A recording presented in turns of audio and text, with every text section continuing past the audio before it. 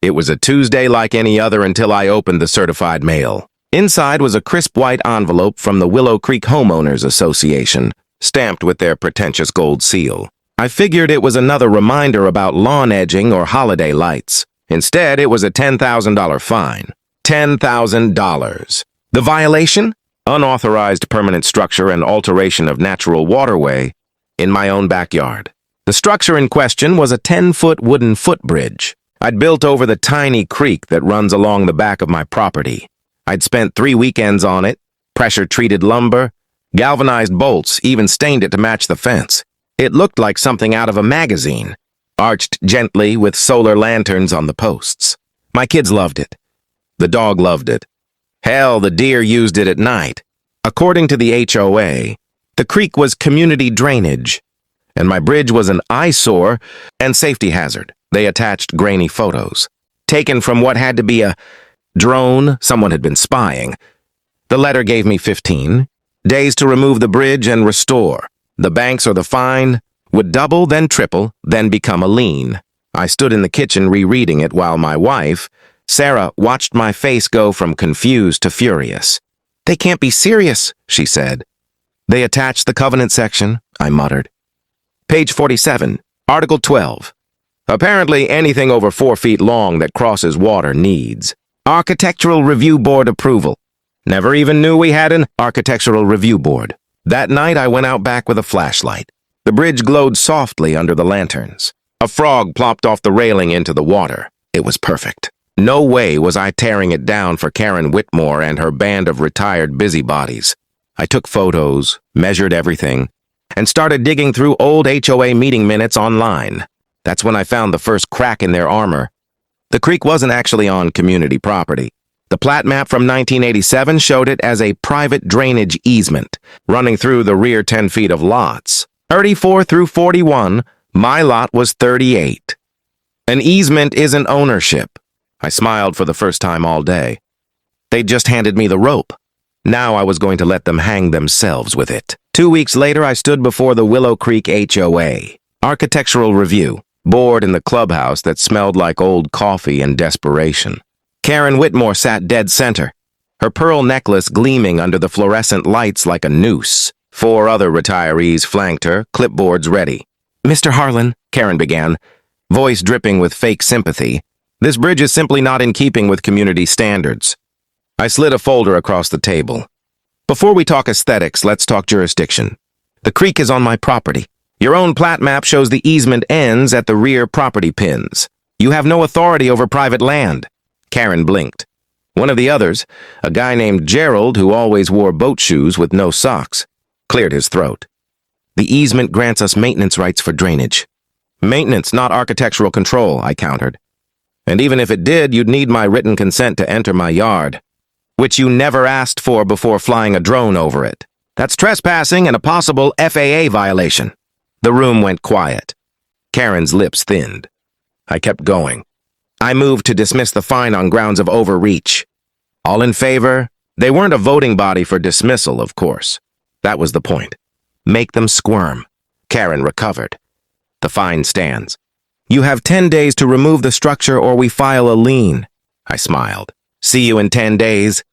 That night I filed a complaint. With the county. Recorder contesting the easement. Language and paid a surveyor. Wanted $200 to mark the exact boundary, with iron pins and bright orange flags. Then I printed 50 color copies of the new survey and slid them under every neighbor's door with a polite note. Thought you'd like to know where the HOA's authority actually ends. By morning, my phone was blowing up. 3 neighbors wanted copies for their own disputes. One guy admitted he'd been fined $800 for a treehouse because it was too close to the same creek. Another confessed Karen had threatened to fine her over a koi pond. The bridge wasn't just mine anymore. It was a symbol. Karen had poked a hornet's nest wearing a welcome wreath. 10 days came and went. No demolition crew showed up. Because I had already mailed the HOA a cease and desist from an attorney friend who owed me a favor. The letter cited criminal trespass, invasion of privacy, and extortionate use of fines. I CC'd every board member personally. Karen responded with a lien anyway. That was her mistake. I walked into the county clerk's office at 8:03 a.m. the next day and filed a quiet title action against the HOA's claimed easement, plus a slander of title claim for the bogus lien. Cost me 4/12s in 4 hours. While I was there, I pulled every plat and deed for the subdivision going back to 1984. Turns out the original developer had granted the HOA a 20-year drainage easement that expired in 2007. Nobody had renewed it. The creek legally had been 100% private for 17 years.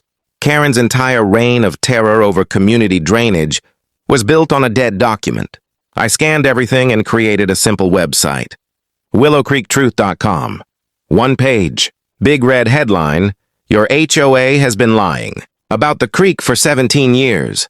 I posted the expired easement, the new survey, the lien, and my lawsuit. Then I paid $87 for Facebook ads targeting only our zip code. Within 48 hours, the site had 4,200 unique visitors. Neighbors started texting screenshots of Karen's car parked at the clubhouse at 2 a.m. Someone put a GoPro on a tree. Another neighbor found old minutes where Karen personally voted to table the easement renewal because nobody will ever notice. The annual meeting was in 9 days. Quorum required 60% of homeowners. I only needed 112 people to show up angry. I printed 200 flyers with the QR code to the website and walked the neighborhood every evening.